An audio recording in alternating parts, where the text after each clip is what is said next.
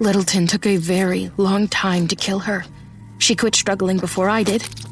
In the end, the only noise in the room was from the vampires. The one in front of me feeding wetly, and the one beside me making helpless, eager noises, though he didn't move otherwise. The woman's body convulsed, and her eyes met mine, just for a moment, before they glazed over in death. I felt the rush of magic as she stilled, and the rank bitterness, the scent of the demon, retreated from the room, leaving only a faint trace behind. I could smell again, and almost wished I couldn't. The smells of death aren't much better than the scent of demon. I dropped to the floor. There was nothing I could do to help her now, if there ever had been. Littleton continued to feed. I snuck a glance over at Stefan. He'd resumed his frozen stance.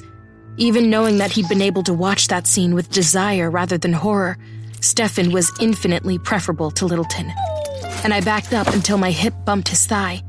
I huddled against him as Littleton, the white of his shirt all but extinguished beneath the blood of the woman he'd killed, looked up from his victim to examine Stefan's face. I was so scared of him, of the thing that had been riding him. I could barely breathe.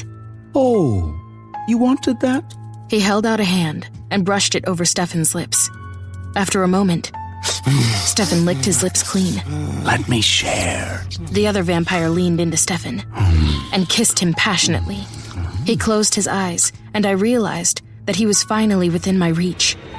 Rage and fear are sometimes only a hairbreadth different. I leapt, mouth open, and latched onto Littleton's throat, tasting first the human blood of the woman on his skin, then something else, bitter and awful, that traveled from my mouth through my body like a jolt of lightning. I fought to close my jaw, but I'd missed my hold, and my upper fang hit the bone of his spine and bounced off. I wasn't a werewolf, and I couldn't crush bone, only dig deeply into flesh as the vampire gripped my shoulders and tore himself loose, ripping the leash out of Stefan's grip as he struggled.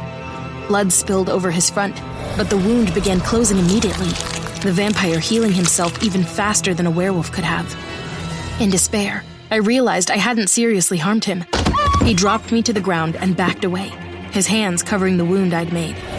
I felt his magic flare, and when his hands fell away from his throat, the wound was gone. I could see his fangs gleaming in the low light of the room. I don't remember seeing him move, just the momentary feeling of his hands on my sides, a brief moment while I was hurled through the air. Then nothing.